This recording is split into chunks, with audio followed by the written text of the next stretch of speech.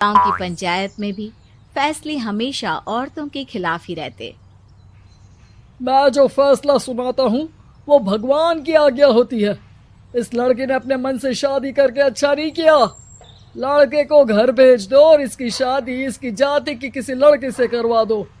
लेकिन ये लड़की, इसे तो गांव के बाहर निकाल दो। नहीं नहीं जमींदार साहब, ये क्या बोल रहे हैं? ऐसा नहीं हो सकता। मेरी बेटी मासूम है, इसे अच्छे बुरे की समझ नहीं है। अरे कहाँ जाएगी ये बेचारी? कहाँ जाएगी? इतनी चिंता है तो पूरे परिवार का गांव निकाला कर देते हैं। बेचारे पूरे बसे बसाए परिवार को गांव छोड़ना पड़ता है। चाहे जो हो, अगर बेटियों को कंट्रोल नहीं कर सकते तो गांव में रहने का कोई मतलब नहीं है। यहाँ औरतों को दब कर रहना होगा। कोई भी अपने हिसाब से कुछ नहीं कर सकता, सब ईश्वर की मर्जी से ही होगा। तभी गांव का एक आदमी दौड़ा दौड़ा आता है। सरपंच साहब, जमींदार साहब, वो कालिया है ना, उसकी बेटी पढ़ने के लिए शहर जा रही है। अच्छा, ये कब हो गया? और कालिया की हिम्मत कैसे हो गई ऐसा करने की? लेकर आओ उसे और उसकी बेटी को। बस फिर क्या था, हाजिर हो जाते हैं कालिया और उसकी बेटी सरपंच के सामने। अरे कालिया, ये क्या सुनने में आ रहा है? बेटी को इंजीनियर बना रहा है तू? और ये बता, गांव में तो स्कूल नहीं है, फिर कहां से इतनी क्लास पास कर गई तेरी बेटी? राधा, जो कि कालिया की बेटी है, उसे लगता है कि सरपंच उसकी तारीफ कर रहे हैं। सरपंच जी, मैंने ऑनलाइन पढ़ाई की है, डिस्टेंस लर्निंग से। सभी में मैंने अच्छे नंबर पाए हैं, जिसे देखते हुए शहर की इंजीनियरिंग कॉलेज में मुझे स्कॉलरशिप मिली है। वाह जी वाह, क्या होती है ये? पहले तो ये बताओ, फिर आगे की बात करते हैं। पूरा गांव राधा की बात सुन रहा था और राधा बोलती जा रही थी। तो ऐसे मैं फ्री में एक अच्छी शिक्षा लेकर गांव में जो कुछ परेशानियां हैं, जैसे बिजली, पानी और इंटरनेट जैसी समस्याओं के लिए काम करूंगी। मैं गांव को शहर से जोड़ने के लिए पुल का निर्माण करवाने का प्रस्ताव रखूंगी। मुझे पूरी उम्मीद है कि जल्द ही हमारा गांव भी तरक्की की राह पर चल पड़ेगा। राधा की बात सुनकर सारे गांव वाले ताली बजाने लगते हैं। सरपंच को समझ नहीं आता कि वो क्या करे। चुप रह नादान लड़की, गांव के खिलाफ जाने के लिए तुझे गांव से बेदखल कर दिया जाएगा, वो भी पूरे परिवार के साथ। और हाँ, अगर ठीक से गांव में रहना चाहती है तो ये पढ़ाई लिखाई छोड़ दे। हम तेरे लिए गांव का कोई होनहार लड़का देखेंगे। तभी गांव का एक आदमी बोल पड़ता है। अरे नहीं नहीं सरपंच जी, राधा बिटिया जो बता रही है, अगर वैसा हो जाए तो हम लोगों को पैसा कमाने के लिए बाहर नहीं जाना पड़ेगा। हाँ जी, और ना ही कोसों दूर पानी के लिए भटकना पड़ेगा। हमारे बच्चे भी अच्छी पढ़ाई कर सकेंगे और आगे बढ़ेंगे, ना कि हमारी तरह खेती करते बैठेंगे। क्यों गांव वालों, राधा बिटिया का साथ देना चाहिए ना। सरपंच देखता है कि गांव राधा के साथ है तो वो चुप हो जाता है। वो घर आकर अपने सलाहकार से बात करता है, जो बहुत ही चालाक किस्म का इंसान होता है।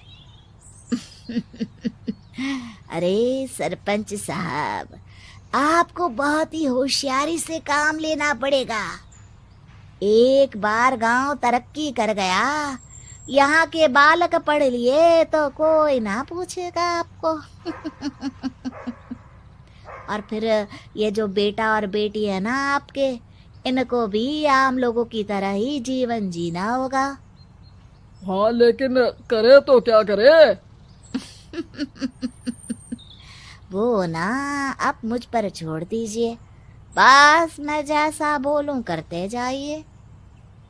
अगले रोज सुबह जब गांव वाले सोकर उठते हैं तो राधा के घर के बाहर और साथ ही वो लोग जिन्होंने राधा का सपोर्ट किया था, उनके घर के आगे लाल रंग से कल आऊंगी लिखा होता है। कल आऊंगी, ये क्या होता है? अरे यह तो खून से लिखा है, लगता है कोई भूत प्रेत या चुड़ैल का साया है। चलो सरपंच जी के पास चलते हैं। सभी सरपंच के पास जाकर उसे सारी बात बताते हैं।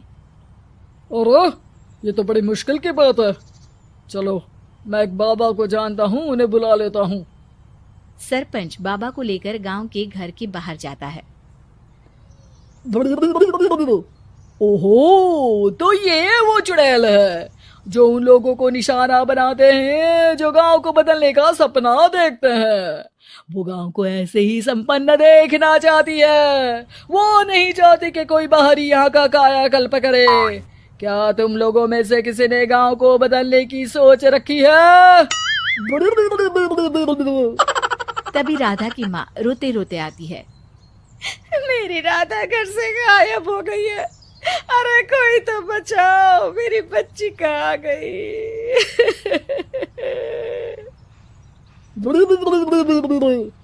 ले गई वो चुड़ैल, तेरी बच्ची को ले गई। अब वो उसे श्रापित करके छोड़ेगी। उस पर चुड़ैल का साया हो जाएगा। तभी बुरी सी हालत में राधा भी वहां आ जाती है। उसके बाल चुड़ैल की तरह फैले होते हैं और कपड़ों में खून लगा होता है। सभी राधा को देखकर डर जाते हैं। माँ, पता नहीं मुझे कौन उठा कर ले गया था।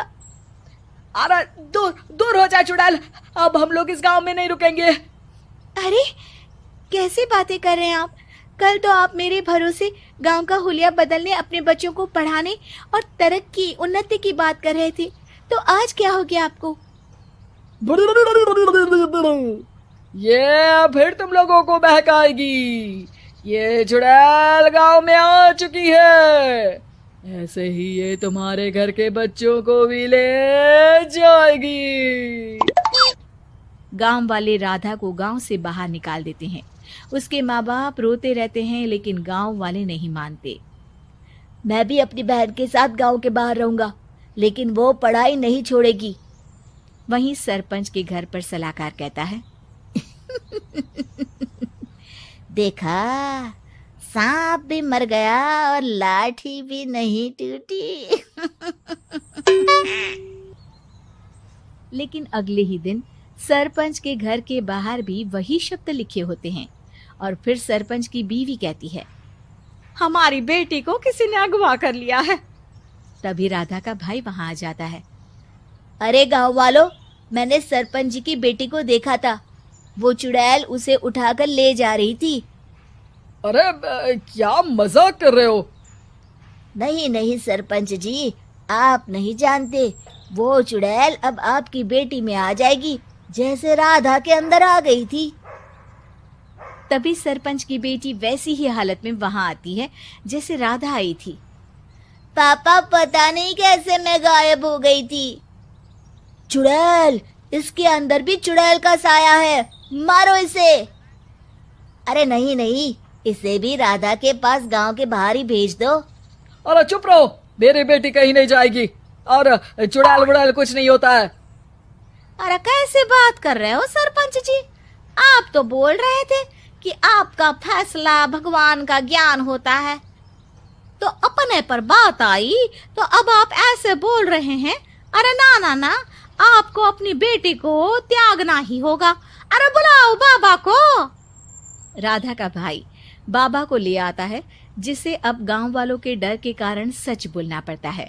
मैं कोई बाबा नहीं हूँ, मैं तो मोची था। ये सलाहकार महोदय ने मुझे कहा था एक्टिंग करने को।